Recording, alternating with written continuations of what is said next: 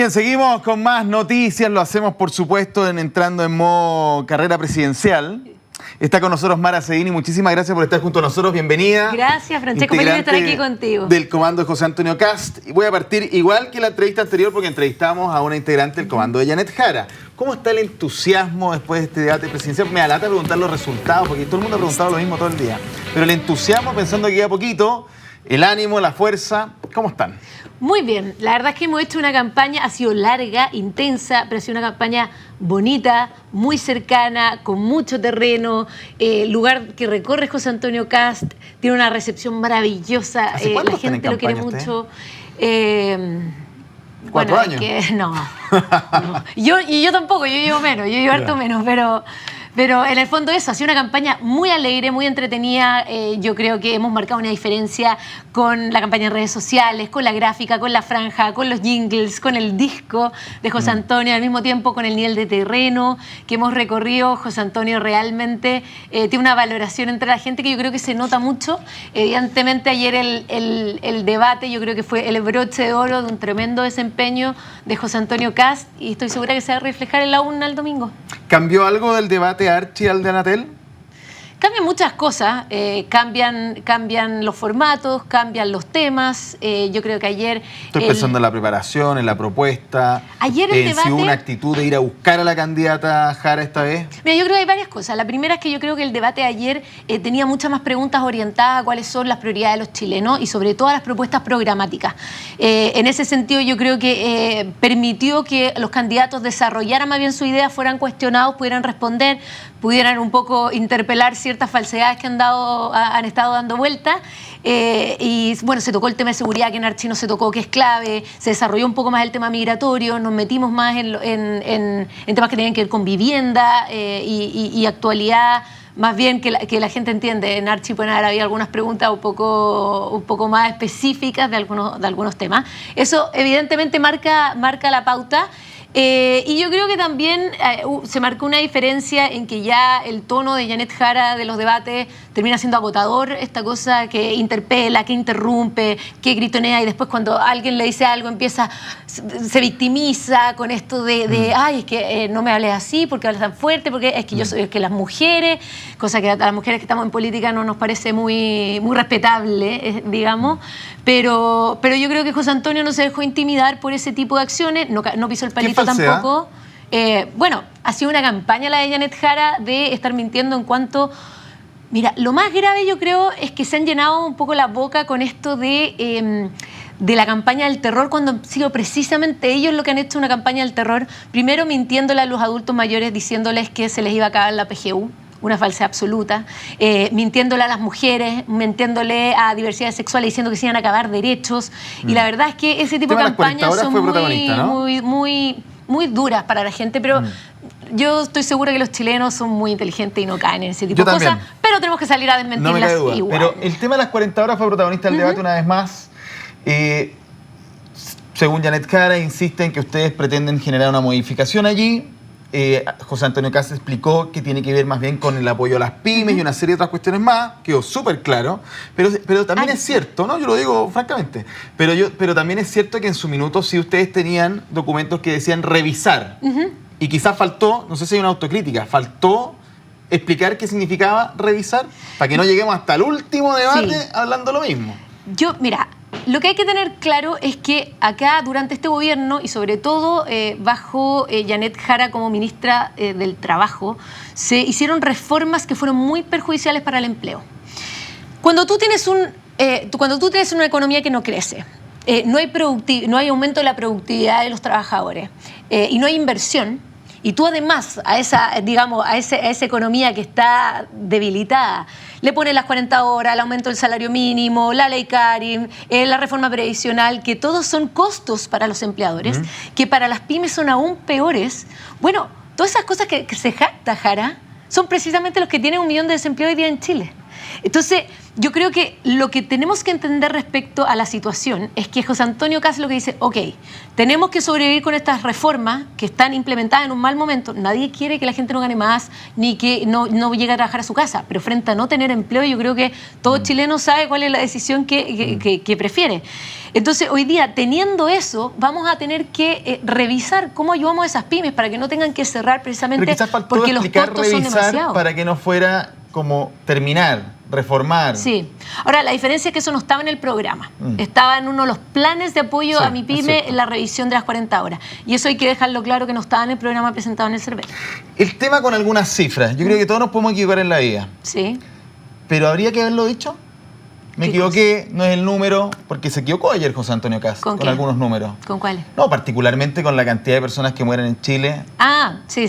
Efectivamente. Y después en el punto de prensa se lo hicieron ver y dijo, claro, me equivoqué, dije 1.200.000, eran 1.200, que en el fondo... Yo a mí, sinceramente, no me parece tan grave. O sea, nos podemos equivocar, nos pasa con los números de la Teletona, todo nos ha pasado. Nos pasa con los nombres, nos pasan con pero muchas quizás cosas. faltó porque lo aprovechó un poco. Claro, Jara en su después en el fondo lo que dijo fue, me equivoqué, de repente vio el número y en el fondo lo dijo mal, pero en el punto de prensa dijo efectivamente, me equivoqué, se entiende que en el fondo fue una corrida más de ceros que de haber inventado una cifra o haber querido decir algo equivocado. Y en ese sentido, la gente se equivoca, uno de repente se... Yo digo que porque la Jara lo instó a...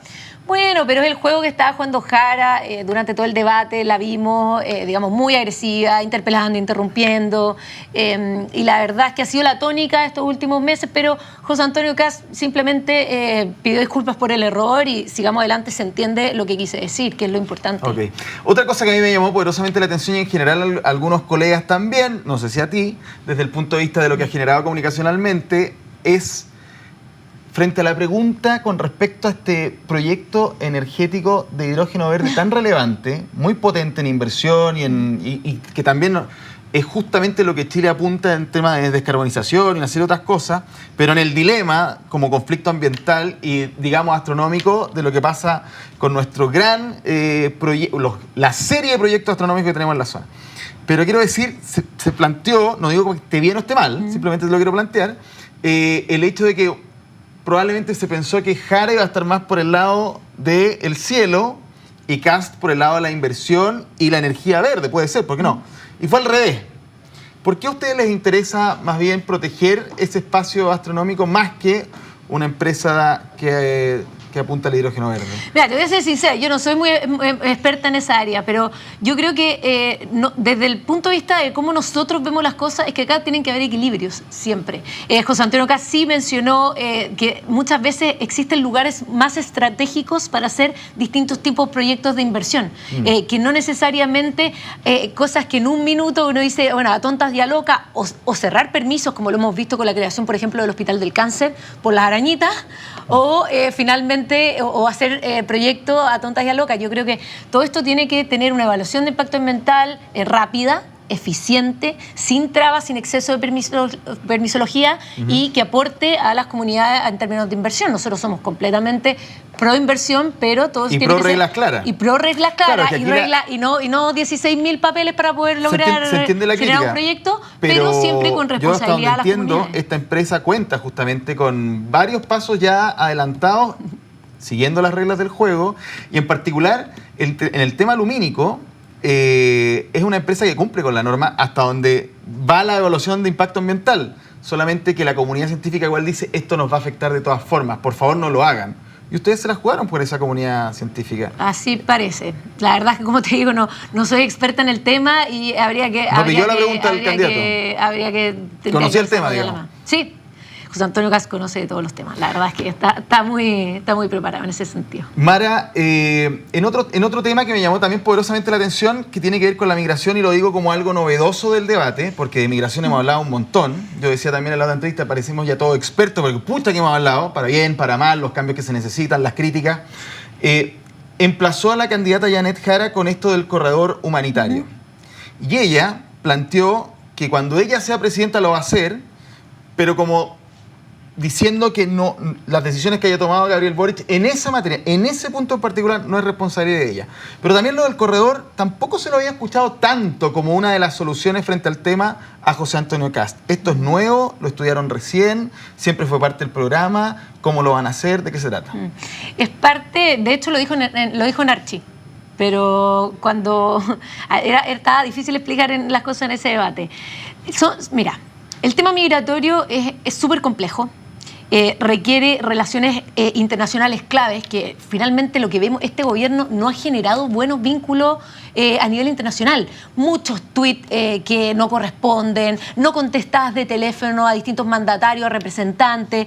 Y para un conflicto que es de la región, que es tan importante, que nos afecta a todos, requiere una solidez en digamos, relaciones internacionales. El corredor humanitario es una alternativa propuesta por los expertos migratorios que nosotros tenemos en nuestro equipo programático y al mismo tiempo considerar que las realidades van a ir cambiando en los próximos años, ya las realidades de todos los países. Y que acá hay que ir tomando decisiones claras, uno para nuestro país, segundo sobre la marcha de lo que vaya ocurriendo y tercero, en pos también de que los países no abusen de nosotros, porque también es extraño que seamos el país más lejos, más al sur y todos terminan acá. Sí. O sea, algo está pasando, que los migrantes no se quedan entre medio, los países lo dejan pasar y nosotros terminamos recibiendo todo. Incluso el narcotráfico, el crimen organizado y todos esos grupos de bandas de criminales que hemos recibido en nuestro país en los últimos años que tienen la seguridad como la tienen hoy día. Entonces, yo creo que acá también se requiere tomar medidas con los países que no cumplan con los estándares migratorios y finalmente nos terminen dejando toda esa población a nosotros con la incapacidad que tenemos de seguir recibiendo más gente. ¿Cómo interpretan ustedes, para cerrar, lo que dijo Janet Jara ayer con respecto a María Corina Machado? Vergonzoso. Ahora, yo creo que es la verdad de Janet Jara. Aquí hay dos cosas, mira. Lo primero es que una candidata presidencial diga, mira, yo no conozco a María Corina Machado, he visto lo que ha salido en la prensa, lo que he visto en televisión. Realmente a una ícono, premio Nobel de la Paz, que le demostró al mundo el fraude electoral de Venezuela, la conoce por la prensa. Bueno, yo tampoco la conozco, no he estado con ella sentada, pero conozco quién es. Una persona que va a ser presidenta de la República o quiere ser presidenta de la República te da esa respuesta. Segundo, que yo creo que es una evasiva precisamente porque estaba un poco complicada por cuál es la verdad del Partido Comunista. Lo segundo, tratar a María Corina de golpista te demuestra lo que verdaderamente piensa Janet Jara. Todo este discurso de que Venezuela es una dictadura, después de que milita en el Partido Comunista, que ha defendido el régimen cubano, el venezolano, desde que ella tiene 14 años y en la historia del Partido Comunista, ella siempre ha creído que es un país, que es un país ejemplo, hasta hace 3 meses atrás en campaña. Extraño. Para mí es una estrategia electoral, no es su verdad, y frente a esa pregunta a María Corina le salió, digamos, por los poros del alma lo que ella efectivamente piensa de la dictadura, la narcodictadura venezolana. Mara Seguini, muchas gracias por la entrevista. Muchas gracias a ti, Francisco. Que le vaya muy bien. 18:32, breve corte y seguimos con más noticias.